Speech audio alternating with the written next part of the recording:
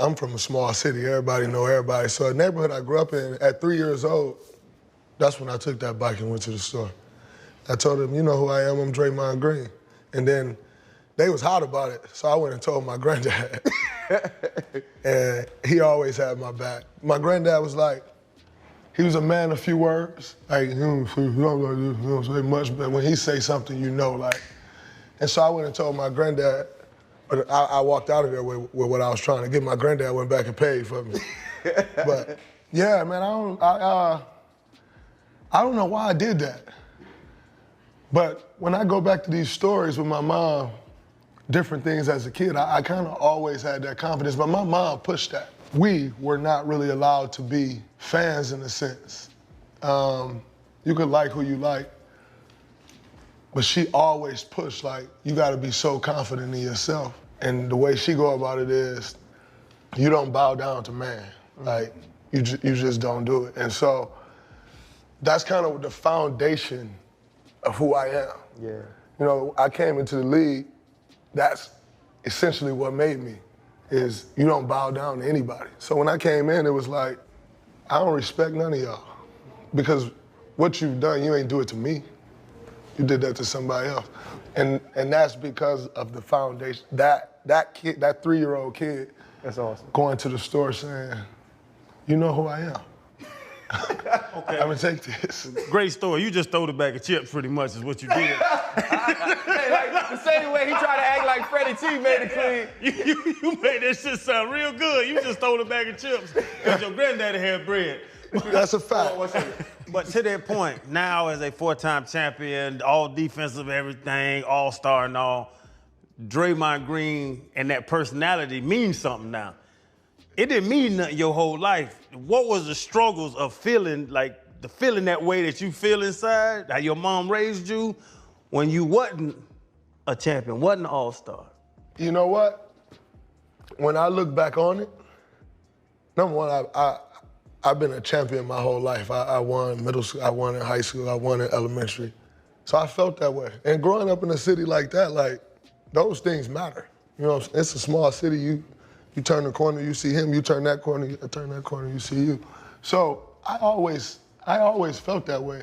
But I will tell you, her building that foundation like that definitely got me in trouble at times.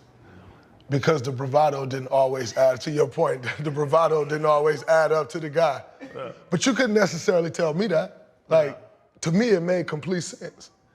And when I ultimately appreciate her pushing me to be that way, because to this day, it is still one of the main reasons that I was able to become who because I was able to always see it. Like, for some reason, little kid from Saginaw with no clue how to make it, always knew, like, no, I'm gonna do that thing. I'm gonna go and play there. I'm gonna be in the NBA.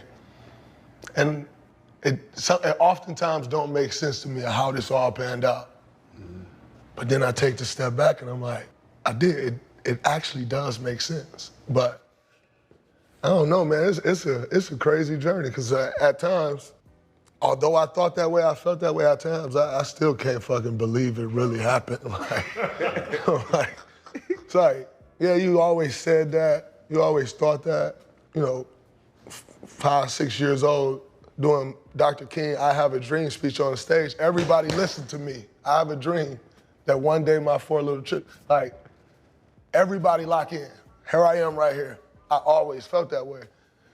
But it got me in a lot of trouble growing up, though, man. I ain't gonna lie to you. Do you think it was just, mostly circumstance? Because we all come from different backgrounds, much like a lot of other athletes, right? And people don't always take that deep dive to see how we came up and what we've really been through. But you're Saginaw, not too far from Flint. Yeah.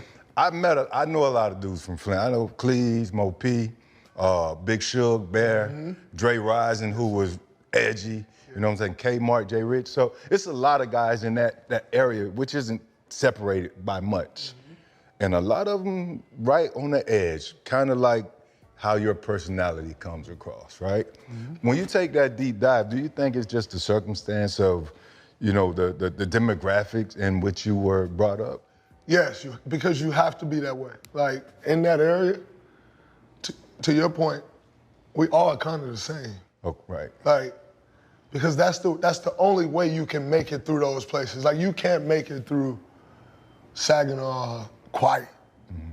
Like, you go to the park, if you don't talk, you can't get on the court. You go to the rec center, you're not talking, you can't get on the court. So it's almost like it's like a law. Like, you learn to be that way growing up there. Because again, we growing up in this little city, I may not like you. You right around the corner, bro. Right. And so on and so forth. And so in these small cities, Flint, Saginaw, you kind of got to face the issue. Like, I ain't going a week without seeing somebody. Yeah. Right. You seeing people immediately in this place, like, and so growing up in these couple places, like, it does build a certain type of person because that's the way you have to be. And if you're not, like, you kind of you going with the wind if you not gonna be that person. You know, you've always known who you are. And Saginaw seems much like New Orleans, right? Whereas, like, you knew the person around the corner, he could be your best friend, but there could be a day that y'all ain't getting along, y'all gonna throw hands, you gonna dap up afterwards, we gonna move on. Absolutely. Right? That's part of the culture. That's right. It's part of how we find solutions. We get things through and then we're done. You get to college, you know, you get into it with Derek Nix, I think it is, like, early on. Then, you know, you and Keith Appling have a little thing at practice too, but y'all found a way to move on. They understood we need Draymond Green, you understood you needed them. But then when the Jordan Poole situation happens, you're in a different world. And so now everything I've always been, everything I've always known is different today. What is it when you have that realization and now the world is sort of judging who you are at your core about something like that? It took me, still at age 33, 34, 35, I still learn those lessons. Because I'm into it with Keith Appling and Derek Nix come out of nowhere. I could take a punch. I ain't even see it. And ears go crazy. Get him out. Get the out of here. How dare you? You f***ing soft as fuck. You come from the side. Put him out. And I'm in practice like, damn. They called me from the side, put him out. Yo, you're not putting him out of practice. You go in this locker room again. Yo, come back out here. We got to practice. And we move on. It just happened. We're not about to, like, what we doing? It's my teammate, fine. Like, yeah, you got me, we move on. And I've had a bunch of situations like that growing up. Sometimes I was the guy, sometimes I wasn't. Regardless, we move on. And so that's how I've always approached it. You know, in college, freshman year, I'm talking to one of the OGs, Goran Sutan. I'm in my chair, sitting back like this, locker room. We'd have been going at it on the court, locker room.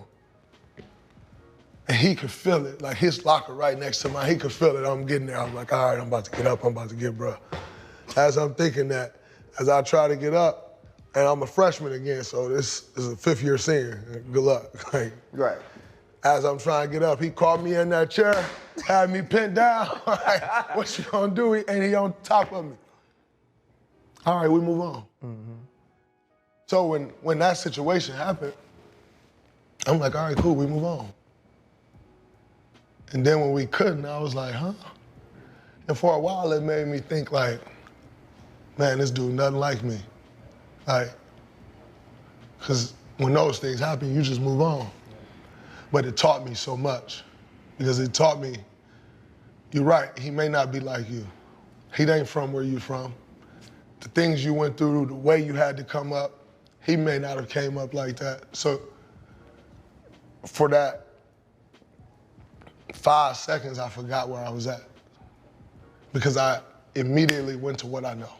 But what you know don't really work here. Yeah. And everybody say, oh man, but you was 10 years in, you should know better. Still learning, 9 years in. But it's them lessons like that that ultimately make me who I am to this day. Because man, I fucked that up. Bruh, I know you hate the angry black man title because it means so much more than just the adjectives and the nouns. Because that's why they try to title people, you know, the rebellious and all that stuff. So I say you are a African-American male that might have anger problems.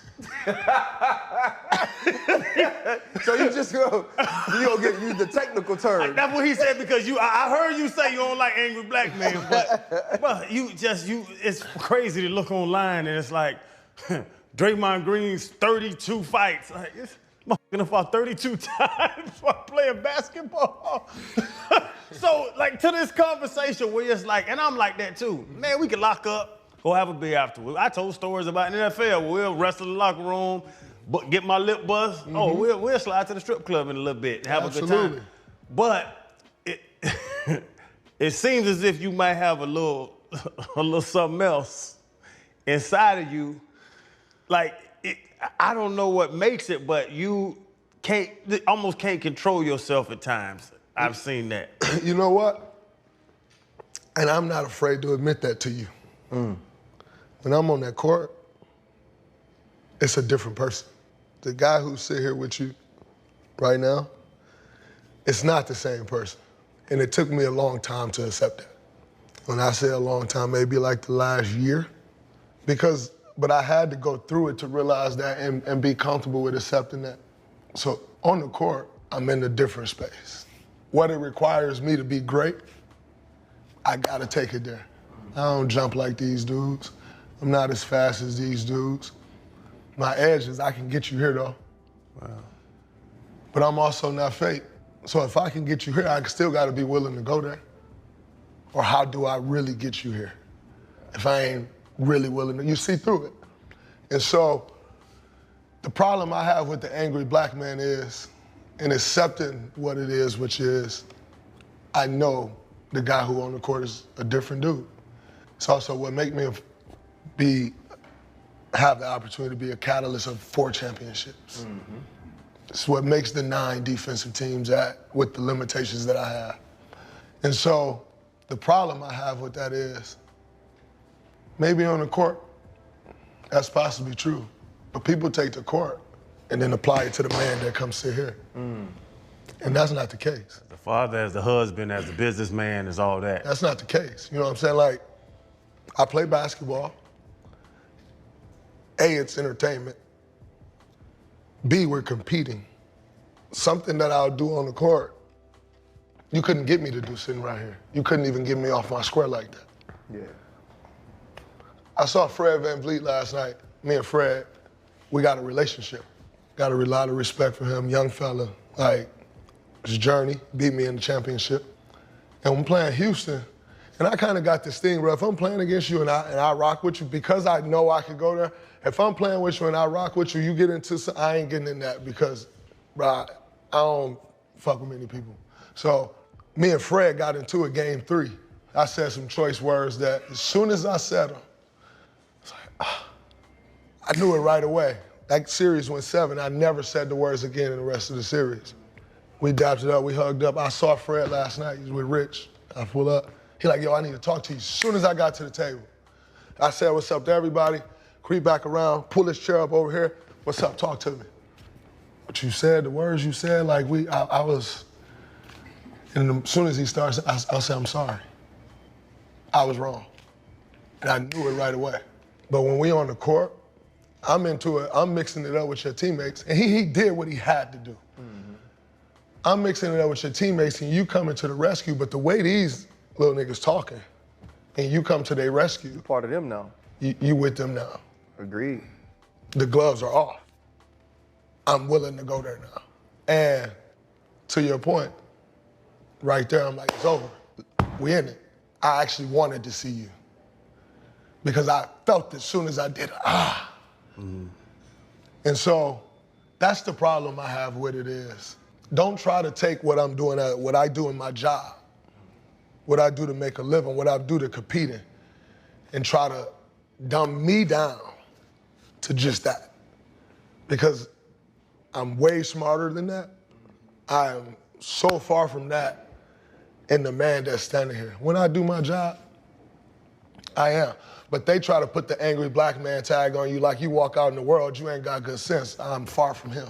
I think a lot of it is there's so much PTSD in our community, and when you look at patterns, that's for anyone. It becomes a part of our personality a lot of times, and you know it's really hard to differentiate between the two. So that's probably why someone might look at you and say, "Oh, there go that crazy ass Draymond. Boy, you better watch out. You never know what he's thinking or what he's gonna do," because it's psychologically that's how it's labeled, or even sociology, that's how it's labeled. But every time I see you, I believe that the Nas Ether song just gonna start playing. The one with Dion got the voiceover. Mm-hmm. What about you, or what about me? Think you worry about my opinion, your opinion of me, right? I believe that you just have that mindset. Am I far off? Like, do you worry about any of the stuff that you hear on the outside? For a long time, I did it until it really started to affect me. Mm-hmm. Started to affect people around me. I never cared. And then it's like, wait a minute, they're saying I'm this. They're almost portraying me as if I'm a dummy, as if I can't control myself. Before that, I'd say over the last 2-3 years of where it started, like, oh no, like, this guy can't control himself. But don't say that to me because we ain't doing that well. Because when we was doing great, I was the same person. And it was like, oh, that's how they win. But because we ain't doing well, now I'm crazy? Nah, like, that's my edge. Like, they like, yo, he can't control himself on the court. No, you did some bullshit, and I'm just gonna get you back. Mm-hmm. I'm not fake, so I'm not hiding. I'm not gonna act like I ain't try to do it. No, you shouldn't have did that shit. Right. And if I let you get away with that, then I don't have the edge on you. So I can't let you get away with that. Mm-hmm. So I'm gonna get you back. And I'm not hiding, getting you back. So you will see me get you back. The way I kind of view it is, for me, it's conscious over consequence. Mm. Okay. I gotta deal with my own conscience when I walk out of here. I can sleep better at night dealing with the consequence than I can my conscience. So I'm going to fucking get you back. Shannon, who he sound like? Who does he sound like? So, I'm gonna tell you, bro, he can't let things go. but Dre, here's the thing, man. Like, we have had, it's just select basketball players have been on our show, and Fred VanVleet was one of them. Chris Paul, you. There are certain ones that sit down, and right away when they sit down, I go, that's my type of guy, right? We had DeJounte Murray on recently, and I was like, it's my type of guy. I think what sort of locked me into what you were saying about Fred is that you did something to him that he couldn't let go either, right? But instead of making it a big deal and tweeting or he pulled you aside like a man in a quiet moment and said, hey, I don't need to talk to you. And I respect that so much that you were willing to sit down, but also on his side of it, being built in a way where you have conversations with men when you disagree with them. And so I just wanted to say, man, like, I just really respect the fact that he could pull you aside and you could say, nah, man, in that case, I was wrong. I knew it right away. I was looking for you too. I respect that, man. No doubt. And those guys you just named, CP, I hate it, man. And I got the opportunity to play with one of my favorite teammates of all time. He probably gets tired of me sometimes. I just randomly out the blue call him. He don't answer. I call right back. He hit me back like, see what you doing. We hour and a half conversation out the blue. DeJounte, since he came into the NBA, I first met him. I just pour love into him. Like, bro, play against me. Just try to give him a tip. He had his first camp in Seattle last year. I went. I love DeJounte. Fred just spoke about him. So the guys you name, and them are my type of guys. Like, though I don't have a relationship with many guys in the NBA, but the ones that I have is strong. And those guys, they are the type of guys. I've had a mix-up with all of them. CP, we mixed it up for years.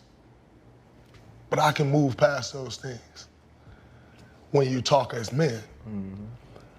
What I don't respect is, I told Fred, I said, man, the rest of the night I kept going back like, bro, I'm so happy you talked to me.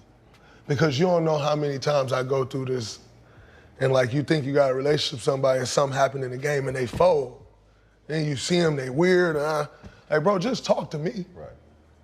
If I was wrong, I'll tell you I was wrong. Or I'll give you my side. Or I'll tell you I was wrong and Fred, this is where it came from. You know what I'm saying? Like, but don't get weird. These dudes, they be getting weird. And I don't understand that. Like, bro, we can have a conversation. Right. And so again, with all of those guys that you just named, Fred, we had our moment. CP, we had moments. Me and DeJounte actually got into it once in Carbone in Vegas. We standing there with Farrah from Clutch. DeJounte come downstairs. He wasn't even down there with us. He come downstairs to talk. And I had said something to him that he didn't like. When I played it back, young fella taught me something because I was dead ass wrong. And I would never share what it was, but he taught me something in that moment. And we mixed it up. We was about to fight. And I told my boy Trav, I'm like, man, a couple of my boys like, man, me and DeJounte, they know how hard I rock with him. And I waited to see him. And my first time seeing him was, we played him. And we were standing at the free throw line. And boom, we had the conversation. Damn. Because I hit him up, and he was hot. And he actually had he was 1,000% right to be hot like that. But I'm not going to let this go on without having a conversation. So if we gotta have this conversation right here on this court, if that's where I'm gonna get the conversation at, that's where I'm gonna get the conversation. I love that, bro. Farrah was so goddamn happy. She's like, I'm so happy y'all talk. I'm so happy. But like when I had these situations with people, from that point on, I know you my type of person. So the relationship just gets so much stronger. Yeah. Like, all those guys, because the relation, like I told Trav last night, I'm like, Trav, no, I actually just told him walking over here, I said, Trav, my relationship with Fred about to get so much stronger. And it's already strong. It's about to get so much stronger because, man, you so much like me. Like, you want to have that conversation. I want to have that conversation. I don't want to be weird, bro. We come in the spot, you acting weird. Now I feel like, you know, dudes start acting weird. I feel a little like a bully because you won't talk. Like, man, just talk. Like, you know what I'm saying? Now I got to kind of tiptoe because I know you acting weird and I don't want you to think I'm bullying you because if I was trying to bully you, I'd just bully you. Like just talk to me, man. Yeah. And so all of those guys, there was a conversation and the relationship just go, but that's my type of guy, man. Like, well, I just want you to know what Channing calls it is assholes love assholes. And so he says that he's an asshole. Yeah. I don't know if you knew that. Did anybody ever tell you that? You talking about real men telling you stuff. You know you an asshole? I'm a very, very nice person. To who? He said he's an asshole on the court. He's been great to me. On the court. Okay, yeah. Yeah, he's been, since the moment I met him, he's been awesome. I think I'm actually too nice. Listen, listen, you just stuttered and you don't stutter. I watch you on TV. You see how you and he's so articulate, right? See how you bring it back in your mind? Because that's you running from it. Don't run from it. Embrace your assholism. No, on the court, I'm a complete asshole. To that, because you talking about people, you'll beat the hell out of them Europeans. You choke the hell out of Gobert. Nurkic, you slapped the shit out of him. Zabonis, you yoked him on his head. Hit it with the... And what's the boy this year, Houston? Oh, Şengün. Boy, you were giving, why you kept pushing the man, grabbing his arm, elbowing him in the ribs? But I did notice, when Big Steve Adams came out there, you kind of calmed down a little bit. You know what? With Şengün, number one, this your first time in the playoffs. I got to test that. Yeah. He's 23 years old. He only getting better in this league. I got to test that. I need to try to have something mentally on you as I age into this career and you getting better in yours. Yeah. I got to test that. Mm-hmm. I gained so much respect for that young fella in that series because I told Fred this last night. In the beginning, he was folding. He was folding in the beginning. And he caught up and he stood up. And once you stand up, we gonna go at it, but I ain't like, all right, I like that. Like, yeah, all right, cool. Gain respect. And I gained respect from him.